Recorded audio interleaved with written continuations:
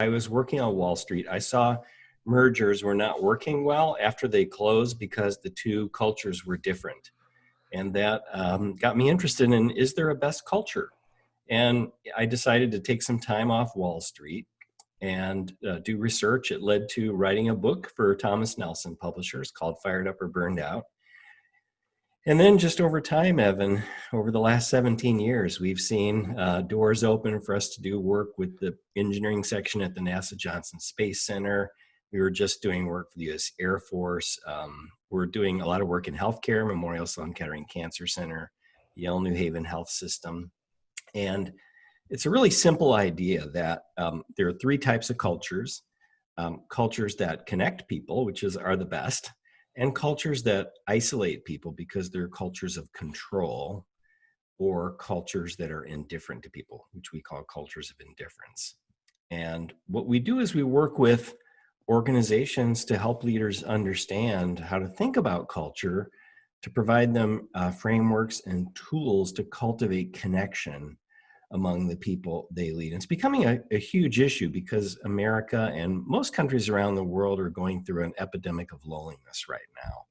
And it's, although our business historically has been focused on leaders who wanted to boost productivity and employee engagement and innovation and overall performance, in the last year, we've had 4 organizations, including one of the branches of the armed services, come to us because they're experiencing higher suicides.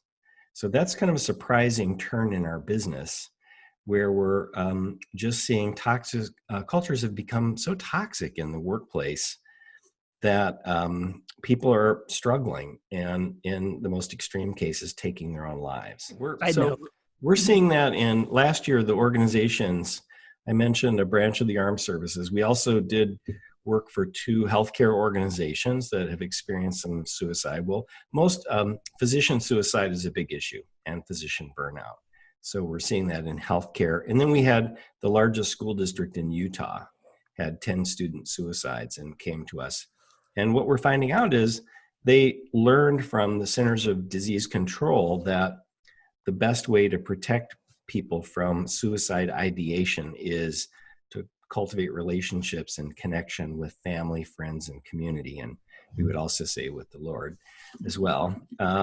And so that's one of the things we're doing now. Is I just wrote an article that is coming out in a number of media outlets this week about how connectedness reduces the risk of suicide.